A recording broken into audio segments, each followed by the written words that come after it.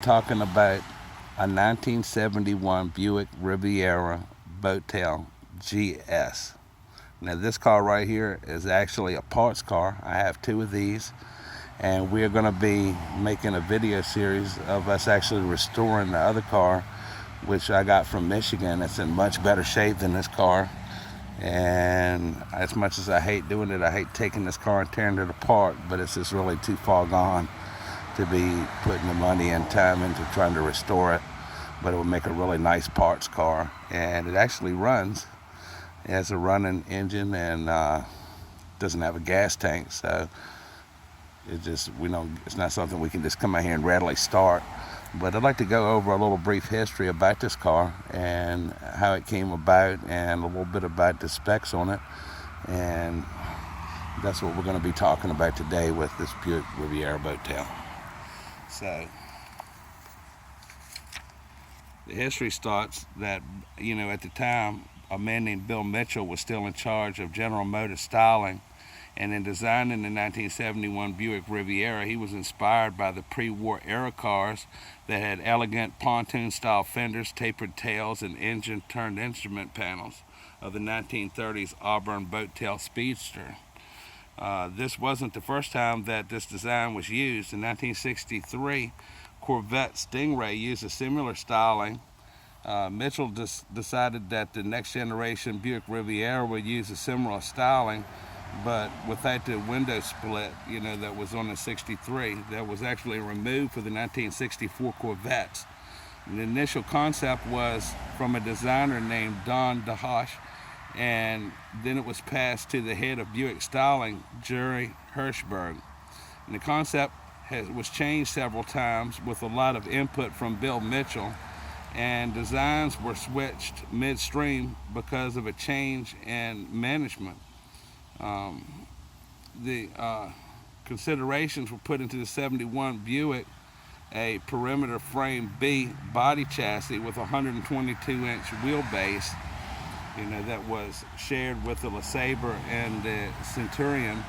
The new frame, for this car replaced the previous Riviera frame, and then, it improved the side impact protection and allowed the Riviera to have Big B's 4-link rear suspension.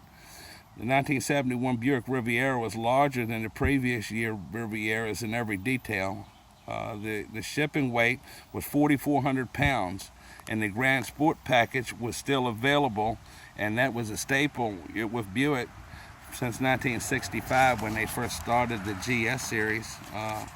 The GS package offered a 330 horsepower, 455 cubic inch engine with it had a more aggressive camshaft compared to the standard package, which only offered a 315 horsepower package. The GS package also offered a quicker variable speed rate steering and a firmer suspension and a 3.42 performance axle with positive traction limited slip. The GS came with a GS badges on the front quarters, and we'll come over here and take a look at one of the GS badges.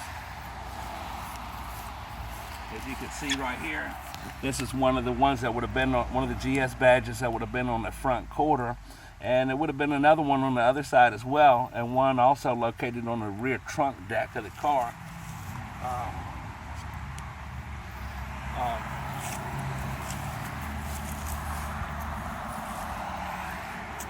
Now, the GS also came with a chrome air cleaner lid and a TA code on the engine block. The 1971 Riviera requires only a 2.94 turns of the wheel from lock to lock. The new to the 1971 Riviera was the new AccuDrive system with a suspension geometry that reacts against centrifugal force. So in other words, the harder you corner, the harder the suspension pushes back against the body and the lean of the car. A link type stabilizer bar was used only in the front and not in the back. And the instrument cluster is canted to the face, the driver. And we'll go take a look at that.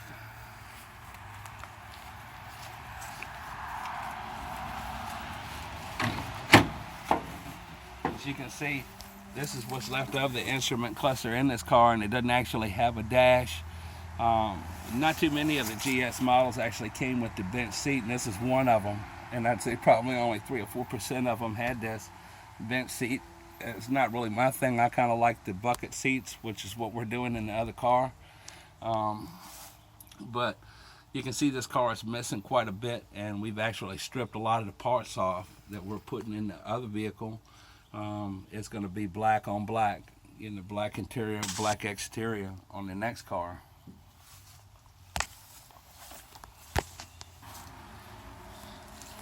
Now, the engine in the Buick, the second generation, this right here, this engine right here is a 455. It is the second generation overhead valve, tall deck V8, cast iron block and cylinder heads.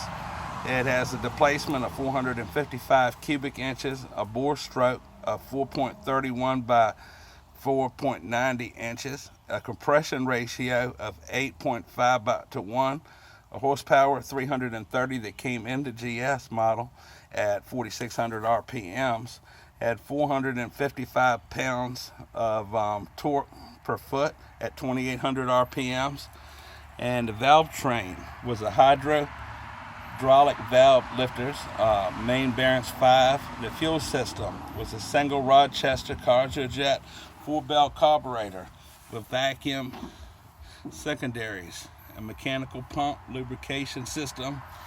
And you can see here's the carburetor right here. It has a pressure gear type carburetor, and the electrical system is a 12-bolt electric system with a dual exhaust came on this car. And the transmission in this car is a GM turbo hydramatic 400 3-speed automatic with a 2.48 to 1 ratio in first gear, a 1.48 to 1 ratio in second gear, a 1.0 to 1 ratio in third gear, and a 2.45 total in the reverse. The differential was a GM type corporate 5.0 or 5.8 inch housing with positive traction rear end slip differential with a 3.42 to 1 ratio. The steering was a Saginaw ball power assist with a 16.5 to 1 to a 14.6 to 1 ratio. Turns per lock to lock was 2.94, so it didn't take a lot of turns of the steering wheel to actually turn from lock to lock.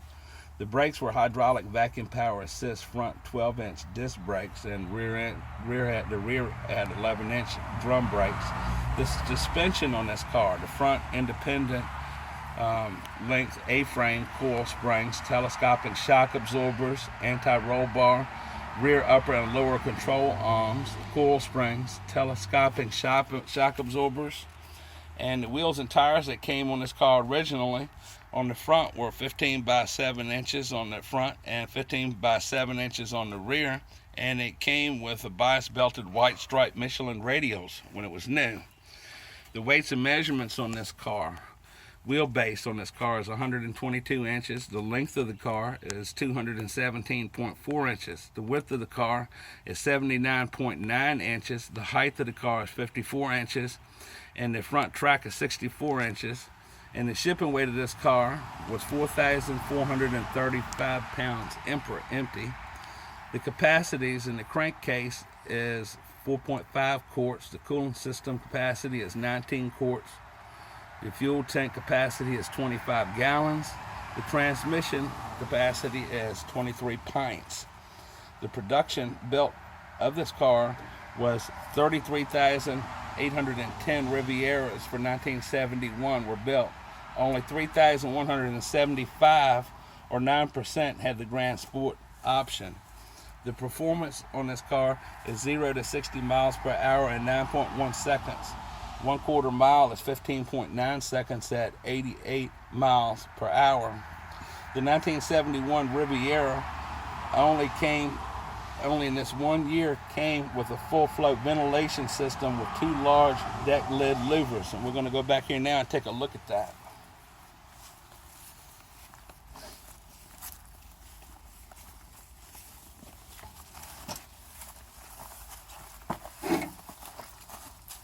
Now these deck louvers right here, they were featured on the 1971 Buick only. It's called a full flow ventilation system, and they were only made on the 1971 Buicks because what happened in heavy rain was exhaust and moisture got sucked into the interior of the car. So after 1971, they actually discontinued these louvers, and they were no longer available on the trunks of the cars after 1971. This is the only year that they were made where they actually did that.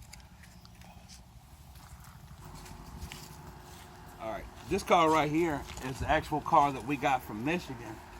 And this car right here is another identical car to that one, except for it came with bucket seats instead of the bench seat in the front. And this is a console that goes in this car. And if you can look at it, it's very 70s looking. I really like the wood grain and the chrome trim. It has also a little storage compartment right here where you can keep stuff in, you know, and this is your shifter. It's kind of didn't sit down this far in here. It's set up like this, and then had a little button, a little louver on the bottom of it. And so this is the console that came out of this car originally. Now this car right here was a one-owner car, and it belonged to a woman and actually had the original title, the original books, and all the original paperwork and everything that came with this car, including the original registration when it was new. The car itself has not been on the road since the 1980s, and it was started to be restored by a man, and he ended up not finishing it, but he did at some point take the paint off of the car. And the car, since it's been here, it's been kind of sitting out here, so it's got a lot of surface rust on it, and I'm starting to see a little bit of pitting in the finish. So what we really need to do now is to get this rust off of here as quick as we can possibly, and I want to put a zinc coating on this, and it's what I'm hoping for, a zinc coating or something to kind of slow down the process of the rusting and the deterioration of the car until we can get to the point where we have enough time and money to be able to actually get this into a shop and bring it back to life. But sitting out here like this, it's actually kind of going down pretty quick, because when it came here off of a trailer from Michigan, it was actually snowing. It was back in the winter. There was no paint on the car, and the car was shiny silver.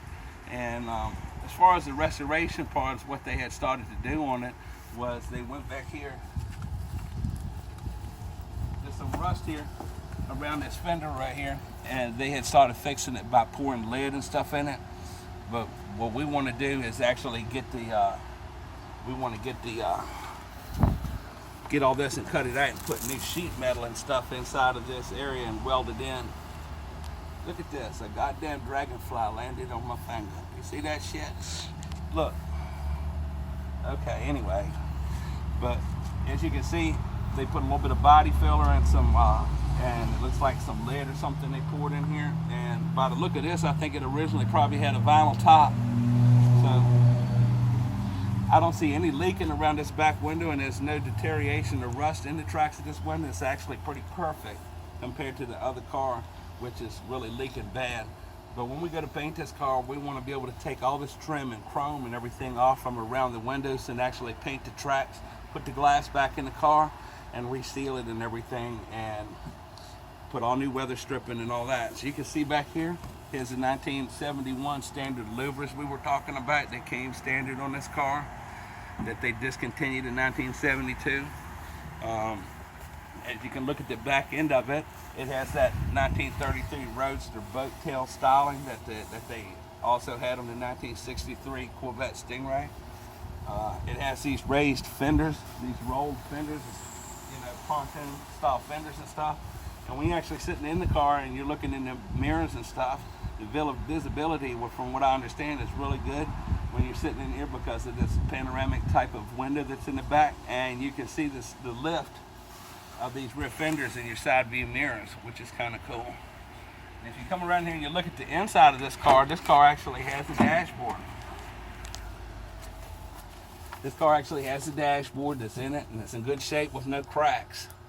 I see a couple of lines on the windshield, which is telling me that there's some leaking around the window, and that needs to be addressed before any rust gets in the tracks. The other car, all 4 floor pans are rotted out of it. This car has got some deterioration in the driver's side floor pan. The passenger side is in good shape. The rocker panels in this car is in excellent shape. there's a little bit of deterioration right here, where this part right here, and I don't know if we can actually get this in a new stock or an aftermarket piece to be welded in here. I have to check that with the Buick catalog that we have. If you look in the back here, this car came actually with a white interior, and it had white diamond tuft bucket seats. There were power seats. This car came with power seats, power door locks, power windows, cruise control. And an interesting concept about this is also the steering wheel is a 3-spoke steering wheel.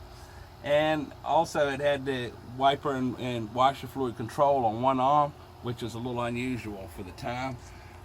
This car was loaded with every luxury option available. This right here is some of the pieces and the seat belts and stuff that we got. These are some of the door panels. This actually came out of the other car over there, which is the black interior. Hopefully we'll be able to reuse all of this black interior. I've noticed that the power window relays and the switches and stuff that are on this car are in a little bit different places than what came on the other car, even though they're both 1971 GSs.